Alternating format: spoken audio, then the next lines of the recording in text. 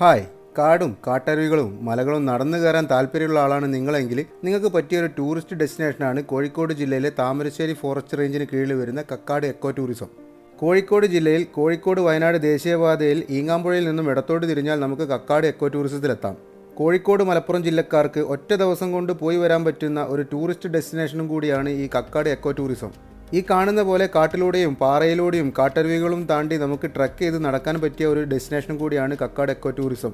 വന്യമൃഗങ്ങളെ പേടിക്കാതെ കുട്ടികളെയും ഫാമിലിയുമായിട്ട് നമുക്ക് കാടിനുള്ളിലൂടെ ട്രക്ക് ചെയ്യാം എന്നുള്ളതാണ് ഇവിടുത്തെ പ്രത്യേകത.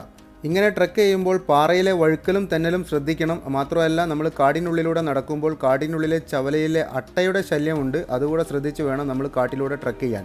ഇങ്ങനെ കാടും കാട്ടരുവികളും താണ്ടി നടക്കുമ്പോൾ ഇതിനിടയിൽ 12 വെള്ളച്ചാട്ടങ്ങൾ നമുക്ക് കാണാൻ വേണ്ടി പറ്റും. ഈ 12 വെള്ളച്ചാട്ടങ്ങളും വന്ന് വീഴുന്നിടത്ത് തടാകങ്ങളുണ്ടാകും. ഈ ഓരോ തടാകങ്ങളിലും നമുക്ക് ഇറങ്ങി കുളിക്കാം എന്നുള്ളതും ഇവിടുത്തെ ഒരു പ്രത്യേകത തന്നെയാണ്.